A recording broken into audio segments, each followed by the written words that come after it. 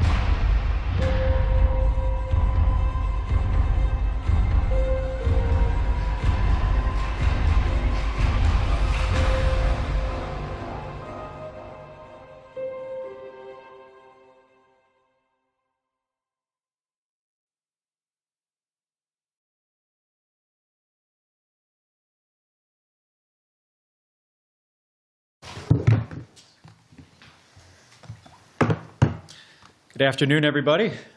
Seems like most of you guys are here. And thank you for taking the time. Let me get started.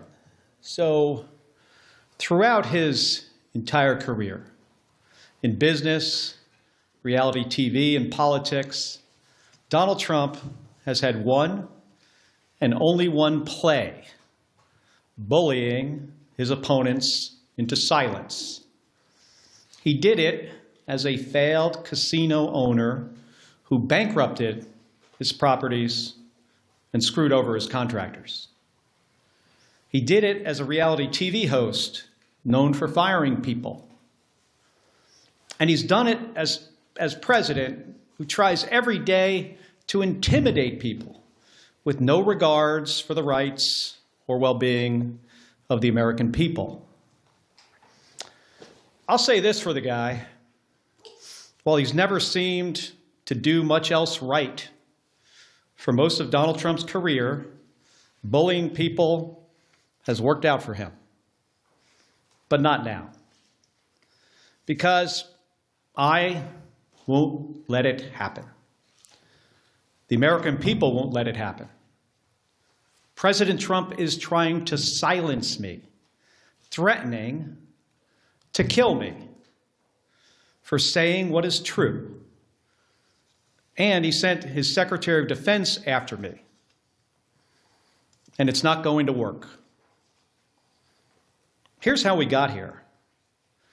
A week and a half ago, Senator Slotkin and I, along with others who also served in the military and the intelligence communities, we released a video with a simple message to service members that they must refuse illegal orders. Nothing was controversial about that. Everyone must follow the law. No one may break the law. This is pretty basic stuff. Seeing that video, here's how any other president would have responded. They would have said two words: of course. But that's not how this president responded. We've become so accustomed to Donald Trump's behavior that it is worth emphasizing. The President of the United States said that 2 U.S. senators and 4 members of the House of Representatives should be arrested, hanged, executed for something we said, for something that is true. My family knows the cost of political violence. My wife, Gabby, was shot in the head and nearly died while speaking with her constituents. The president should understand this too. He has been the target of political violence himself. The Speaker of the Minnesota House of Representatives, Melissa Hortman, and her husband were murdered in their home this year. The Governor of Pennsylvania, Josh Shapiro, had his house firebombed this year. Then Charlie Kirk was assassinated at Utah Valley University, a place I visited just a few weeks ago with Republican Senator John Curtis. Faced with a wave like this, every other president we have ever had in the history of this nation would have tried to heal the country. But we all know Donald Trump. He uses every single opportunity to divide us. And that's dangerous. The president's words carry tremendous weight. People listen to him. And he knows that.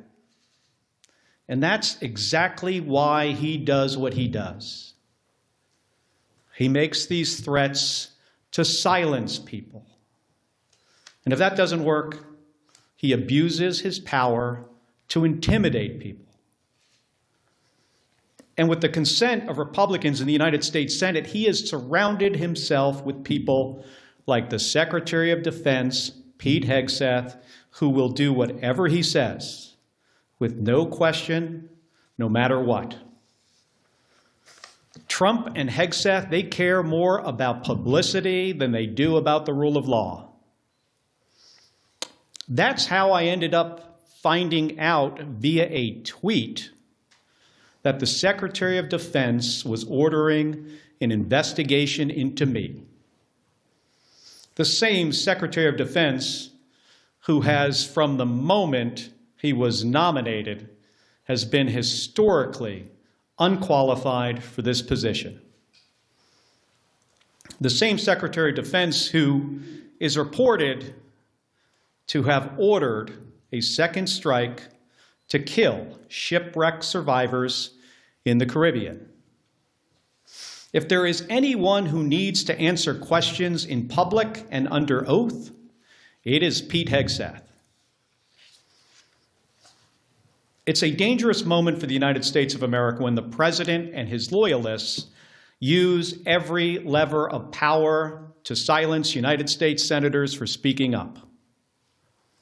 But we all know that this isn't about me, and it's not about the others in that video.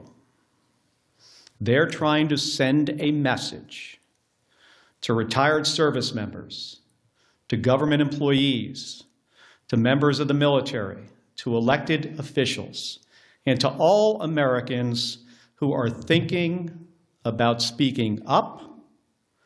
You better keep your mouth shut or else. This has been a singular focus of President Trump's second term. Not addressing costs, not creating jobs, intimidating people, and going after the people he views as his political opponents. He's done it to companies. You better write a check to build my ballroom, or I might not approve your merger. He's done it with universities. You better fire your president, or I'll pull your research funding. He's even done it to late-night hosts. You better not make jokes that I do not like, or I'll get you taken off the air, and I'm going to take your company's broadcast license. And he does it every week with Republicans in the House and the Senate. You better toe the party line, or I'll make sure you never get reelected. Folks, this comes at a cost. And not only to American companies, colleges, and comedians. It damages every American's freedom of speech and the balance of powers that form the foundation of our democracy. Because when Republicans in Congress are too afraid to disagree with this president, it means that his bad ideas go unchallenged. He has slapped reckless tariffs on countries across the globe, skyrocketing the cost of everything from groceries to school supplies. Republicans historically, well, at least a year ago, they hated tariffs. But when it comes to voting to undo them, they are too afraid of Donald Trump. So Americans pay more for just about everything because of spineless politicians. It's the same with healthcare costs. There are Republicans in the House and the Senate who really want to do something to prevent these healthcare premiums from spiking for millions of Americans. The solutions are simple, but President Trump says he doesn't want to, so nothing happens. Nothing except a government shutdown. It goes on and on. The president has gone too far. Everybody needs to wake up. The occupant of the Oval Office is ignorant to the Constitution and has no regard for the rule of law. In trying to silence me, in proposing to court-martial me, in threatening to kill me, for fighting back when our democracy demands that we must fight back. President Trump has crossed a line. And this time, it's not going to work. I will not be intimidated by this president. I am not going to be silenced by this president or the people around him, because I've given too much in service to this country to back down to this guy. In 1991, when Donald Trump was driving the Taj Mahal casino into bankruptcy, I was getting shot at over Iraq and Kuwait. In 2001, after Donald Trump said that the collapse of the Twin Towers meant he now owned the tallest skyscraper in Manhattan, I was carrying flags honoring 9/11 victims into space on a rocket ship. In 2003, when Donald Trump was writing birthday greetings to the monster Jeffrey Epstein, I was the first on the scene to recover the bodies of my fellow astronauts who died when Space Shuttle Columbia exploded during re-entry. In 2011, when Trump was hosting a reality show and peddling conspiracy theories against President Barack Obama, I was sitting next to my wife's hospital bed as she recovered from a gunshot wound to the head. My point is this: I've been through a lot worse in service to my country. The president and Pete Hegseth are not going to silence me. They aren't going to keep me from speaking out, and they're not going to keep me from doing my job. Enough of the bullying, enough of the intimidation, enough of the threats, enough of your nonsense. Doesn't help anyone in our country afford their groceries or pay their medical bills.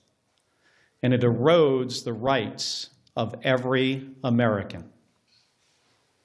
My job is to fight for them, to stand up for the Constitution, and nothing is going to stop me from doing my job. Thank you, and I'll take some questions. Hold on a second. Give me that folder there. Just sit this down here. Can you, well, I know it's Manu from CNN, but for everybody, just starting with you, just say who you are, you know, what station. The White House said today that Admiral Bradley gave the order for that second strike on the Venezuelan boat. They also said this was a lawful strike. Yesterday you said the second strike could be a war crime. Do you think that Bradley committed a war? Let me just start, Manu, by saying that there needs to be an investigation. We need to pull some of these members of DOD and the military into the armed services committees in the House and the Senate. You know, that's what the White House is saying. I hope what has been reported is not accurate. I revere members of the United States Navy, especially special operators, Navy SEALs. These are the most highly trained, you know, individuals in our military. I have deep, deep respect for them. So I hope what we are hearing is not accurate. I will say, though, you know, as somebody who has sunk 2 ships myself, that folks in the military need to understand, you know, the law of the sea, the Geneva Conventions, what the law says. And I'm concerned that if there were, in fact, as reported, you know, survivors clinging to a damaged vessel, that could be, you know, over a line. I hope it's not the case. I truly do. Should Admiral Bradley resisted that order? Again, I am, you know, not sure of all the facts yet. I don't want to prejudge before we have all the information. I think it's important for there to be an investigation. The inspectors general of DOD needs to investigate this. Unfortunately, an unqualified Secretary of Defense fired a bunch of them and got rid of a bunch of lawyers. I mean, Pete Hegseth, do I have a lot of confidence in DOD? Well, hopefully we have, you know, inspectors general there that will be doing an impartial investigation. I think we should wait for the results of those investigations. Regarding this press conference, the investigation into your actions, have you spoken with DOD or DOJ or anyone? Have there been any conversations, any interviews yet? You know, like I said in my remarks, I was notified of a potential court-martial through a tweet by the Secretary of Defense. I mean, think about that for a second. How ludicrous is that? That's the only notification that we have received to date. And I think that says a lot about who Pete Hegseth is and what he cares about. He doesn't care about the law. He doesn't care about process. He doesn't care about accountability. He cares about views on his Twitter account. And that's a big problem. I mean, I want to ask you guys this question. Have you ever in the history of our country seen a less qualified or less professional Secretary of Defense? I cannot think of one. Yeah, Senator Kelly, Nathaniel Reed, Scripps News. Are you concerned about threats on your life? Have you stepped up your personal security and, of course, the security of your wife? Hey, I'm no stranger. You know, Gabby and I are no stranger to political violence. We get a lot of threats already. She continues to get threats. She gets threats on her life, more so today because what Donald Trump said about me 10 days ago, that I should be hanged, that I should be executed. The threats on us have obviously gone up. I'm not going to get into details about my personal security. We take these threats very seriously, and I take, you know, the threats from this president seriously. How many times in our country's history have you heard a president of the United States say that members of the Senate and the House should be hanged and executed? I mean, I can't think of one. Those words carry a lot of weight. The number of calls, threatening calls that we get into our office have skyrocketed. And they were very graphic. I mean, some of them were put, not from my office, but another member put them out there for people to hear. The ones we get are worse than that. So I take this seriously. But again, you know, that's why he does these things, because he thinks he can shut me up. I have First Amendment rights. I'm a United States Senator. I am doing my job. I'm on the Armed Services and the Intelligence Committee. He ain't going to shut me up. I mean, he intimidates other people. I'm not intimidated by Donald Trump or Pete Hegseth or anybody else. Thank you, Senator. Nicole Killian with CBS News. Are you aware, just back on Venezuela, are you aware of whether or not the Secretary has had, Secretary Hegseth, that is, if he's had any conversations with any members of the Armed Services Committee, and in terms of these calls to investigate, do you believe the Secretary and Admiral Bradley should appear before the Armed Services? They absolutely should appear. You know, I've talked to the chairman of Armed Services about it and the ranking member. They should absolutely appear. I'm not so confident they will. This is not an administration that tends to follow any norms. But we need to get to the bottom of this, of what happened. And we are not Russia and Iraq. I'm really concerned if the reporting is correct. Again, I hope the reporting about this incident is not accurate. What the White House said today actually indicated it might be, but we're going to have to see. Going back to the DOD matter, are you considering any legal action to this risk of being court-martialed or any of the fees or risk of investigations? You mean like me suing Donald Trump for what he said? I think what he said about us is dangerous. It's ridiculous. It is a violation of our constitutional rights as Americans and our rights as senators to do our job, and he's trying to intimidate us. But I have not considered that, not at this point. Thank you, Senator. Senator Florida, Republican today. Do you see this as fundamentally First Amendment issue for you that you're going to highlight against the president who's trying to silence you? And how do you see the whole process playing out? Well, again, this isn't really about me. And that's why I think people are kind of got this a little bit off here. It's not about me. It's not about the other 5 members in the video. It's not about Alyssa Slotkin, Chris DeLuzio, Chrissy Houlihan, Jason Crow, Maggie Goodlander. It's not about us. This is about a president who doesn't want anybody to say anything that he does not like. I don't think he understands the Constitution. I'm serious about this. I think he is ignorant to the Constitution and the rule of law. And he just wants to silence us, and it starts with us. And that's one of the reasons people say, well, why wouldn't you just back off? Because this isn't about me. This is about what he will do next. Who's he going to go after next? Which service member? Which government employee? Which citizen who decides to say something that this president doesn't like? And then he goes after them, in my case, with the Secretary of Defense. Who knows what's next? With the Attorney General? I mean, this DOJ has been just, attacking people for all kinds of stuff. And what's next? Our First Amendment rights? Ain't happening. Noah Robertson, Washington Post. Can you tell us anything more about the FBI's involvement in the inquiry into you and the other lawmakers who appeared in the video? Have you scheduled an interview with them?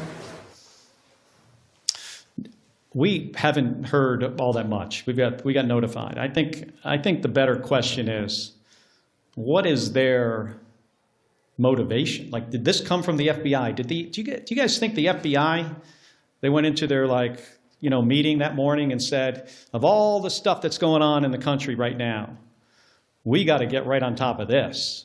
These guys said something the president didn't like, and now we've got to do something about it. Or do you think it's possible that the president told his FBI director to tell the FBI agents to reach out to these guys? So I think this is a good question for you. All of you in here should be asking the FBI those questions. I don't have the answers to them. Yeah. Can you tell us anything more about the Senate Armed Services Committee's inquiry into the September 2nd strike? The nature of the request for information submitted, what information has been sent back from DOD so far in your conversations with the chairman? Well, we had a brief on the first 3 strikes, and I have said this, before 10 days ago, that they're tying themselves in knots trying to explain why this entire operation is legal. And I imagine eventually, I hope you have an opportunity to see the legal argument that they made to do this. It's important for the American people to see it. We have to get folks before the committee. And, that process might take a little while. But I ultimately think we're going to get to the bottom of this. And again, if what seems to happen actually happened, I'm really worried about our service members. I was talking about this from the beginning of this operation, that the thing that I am most concerned about is the very difficult situations that this Secretary of Defense is going to put service members into. And it's because this guy is so unqualified for the job. I mean, think about this. He runs around on a stage talking about lethality and warrior ethos and killing people. We have the most competent, capable military this planet has ever seen by far. That's not the message that needs to come from the Secretary of Defense. The message should be about what's our mission and accountability and the rule of law and training. And let me make sure you're equipped to do really hard jobs. Let me give you all the tools you need to do something that often is an impossible mission. And instead, he runs around on a stage like he's a 12-year-old playing Army. And it is ridiculous. It is embarrassing. And I can't imagine what our allies think of looking at that guy in this job, one of the most important jobs in our country. In my view, after the President of the United States, it is the next most important job. He is in the National Command Authority for Nuclear Weapons. And last night, he's putting out on the internet turtles with rocket-propelled grenades. I mean, have you seen this? This is the Secretary of Defense. This is not a serious person. He should have been fired after Signalgate. And then every single day after that. Ali Kapoor of ABC News. Just to put a finer point on it, because you were quite vocal about the sort of flimsy legality that was being offered during the briefings, were these sort of strikes that are now in the news what you were making reference to when you posted that video telling members of the military that they needed to feel okay just obeying orders that they felt were illegal? Based on who this president is and who this Secretary of Defense is, and specifically things that the president has said in the past and things he was talking about doing in the future. Let me give you an example. 2016, he's talking about something on a debate stage that was clearly illegal. And he was reminded by Bret Baier from Fox News that that would be an illegal order. Military won't do that. You know what the president's response was to that? The military will not refuse my orders. Implying that even if they are illegal, they will not refuse them. He's also talked about shooting protesters in the legs. Then he's talking about deploying more troops to American cities and using those cities as training grounds. Do you know what that means? That means using the American people for the military to train on. So we were looking forward to try to head something off at the pass that could have been really, really bad. So it wasn't about this specific thing. Yeah. Jennifer Schott with States Newsroom. The NDAA conference report is set to come out later this week, over the weekend, or early next week. In addition to that, you all have not yet conferenced out the defense appropriations bill for the current fiscal year. Do you see either of those as options for you and other lawmakers concerned about the Defense Department, the actions in Venezuela, and other situations to address those legislatively in either the NDAA or defense approach? Well, I think it could be if we could get bipartisan support to do something like that. Sure. That's sometimes challenging. Because, you know, remember, my Republican colleagues, not all of them, but most of them, are fearful of this president. They do not want to cross him. I mean, they see what just happened to me. I said something that he did not like, and he said, I will be hanged, executed, prosecuted. He doesn't even have the order right. Yeah. Michael Chanel with MS Now. You mentioned earlier that the video was meant to tell service members something that's already law, that they're not required to obey, to act on legal orders. Since it already is the law, and presumably service members are aware of the law, why did the six of you guys feel it was necessary to make the video in the first place? Well, I think it's good for people to get a reminder. And we wanted to show that we had their back and we understood the situation they were in. Pretty simple. And we said something that is in the Uniform Code of Military Justice. According to the law of armed combat, we stated something pretty simple. Every service member doesn't hear these reminders as frequently as other service members. So we felt it was important to say under the circumstances. Yeah. Thank you, Senator. Joe Capponi with the Associated Press. When you participated in the video, did you expect that the president would respond? Was that part of your expectation? We did a video before that he did not respond to. I was really surprised that he responded at all. And I thought if he was going to respond, so what I just said when I gave my remarks, I thought he would have said, of course, members of the military shouldn't follow illegal orders. So when he said, I was sitting in the skiff next to Alyssa Slotkin, by the way, when somebody comes in with a little piece of paper and it says, I could see what it said on it as it was handed to her, President just called for your execution. She leaves the room. 5 minutes later, she comes back. She says to me, he's called for your execution too. That was not the response we expected. Two questions. As you say, you're still gathering the facts, still not clear exactly what happened here. But if the Secretary of Defense did issue an order to kill people after on the second strike like this, is that an impeachable offense? Taking apart the numbers in the House, but in theory, is that a potentially impeachable offense to you? And then second, healthcare. Short time here to figure out what's going to happen in healthcare. Just what's your involvement right now in talks? Where does that stand? Well, on the first question, I think that's a question for attorneys. I am not an attorney. I don't pretend to be one. But only senators and House members. That is true. Of course. I do not know the specifics, on that part, of the law about impeachment. And again, let me remind folks that we're in the early days of this. And I think it's important to get all the facts for we to understand exactly what happened. Again, I hope what is being reported is not the case. But there needs to be an investigation, and we are a country of laws.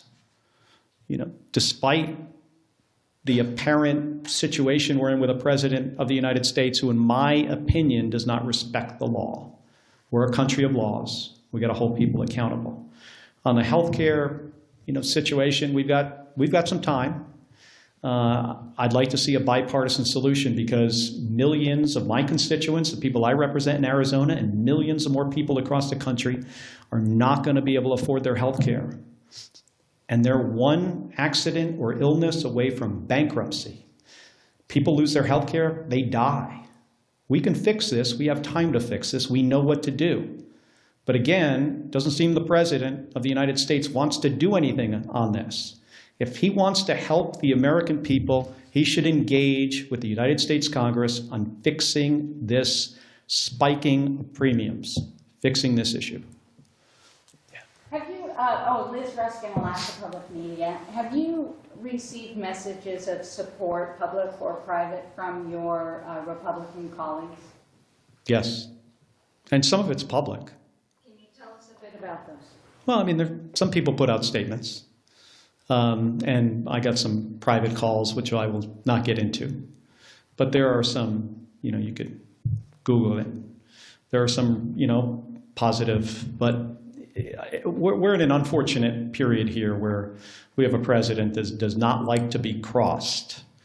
And if he's going to say to a U.S. senator that you should be executed for what you say, that sends a very chilling message, not only through the United States Senate and the House to Republicans, but across the entire nation. Thank you, Senator. Ryan Charles from Fox News Radio. I wanted to see whether it's the FBI or the Department of War, a lot of them are requesting hearings or investigations with you. Are you planning to cooperate if that is the case? I will follow the law. Yeah. Jim Pusen, Guerra with the Boston Globe. You mentioned that some of your Republican colleagues have been bullied by the president. With regards to the boat strikes in the Caribbean, what's your level of confidence that this investigation in the Senate Armed Services Committee will go forward and get to the truth? I have confidence, tremendous confidence in the chairman of the Armed Services Committee, Roger Wicker, senator from Mississippi, and the ranking member, Jack Reed. And I've spoken to him about this, and I know he's going to try to do a thorough job. Where I don't have a lot of confidence is in the Secretary of Defense and what he has done to this department, firing JAG officers, firing inspectors general. He's decimated it. Firing people in the leadership of DOD just because of the color of their skin or if they were a woman. So I have about zero confidence in the Secretary of Defense. I have tremendous confidence in the chairman of the Armed Services Committee. Connor O'Brien from Politico. Senator Schatz tweeted this afternoon, said Pete Hegseth needs to testify in the month of December before we pass a defense authorization. And I'm just curious, as a member of Armed Services, do you agree with that approach? Should Democrats be open to potentially, holding up NDAA to leverage testimony, information, whatever in this process? I spent 25 years in the United States Navy. I understand the importance of the defense bill and the programs that we authorize and the changes we make to policy through that piece of legislation. I've talked to Senator Schatz, and we'll continue to talk about this, but in general, my view, on this is we've got to be very thoughtful about how we handle the process of the defense bill. Yes. Carla Babbitt, NewsNet. Just to clarify, you were not briefed on the double tap of the first strike. None of your briefings have included that. If Hegseth will not testify, will you call on Admiral Halsey of Southcom to come in and testify? And then lastly, on Venezuela, should the United States strike inside Venezuelan territory, do you think that is legal? So I'm going to have a conversation with the chairman and the ranking member about who specifically, we bring in to testify, whether we do it in public or not. I would generally prefer public hearing. We should probably do both. One in a classified setting, one publicly, so the American people could see. I'm still trying to figure out the justification that Donald Trump has if he was to, conduct kinetic strikes into Venezuela. What's the goal? Why hasn't he communicated this to the American people? That's the job of the president, to lay out a case before we go to war. And if it is about removing Maduro, how do you square that with pardoning Juan Hernandez, who is basically the same guy from a different country, who got sentenced to 45 years in prison, and he's barely been there? He probably hasn't even gotten settled in yet, and the president's going to release him? Doesn't make any sense. And I'll tell you what, regime change as a policy of the United States generally in our history has not worked out well. Think of South Vietnam. Think of the Bay of Pigs, Iraq and Afghanistan.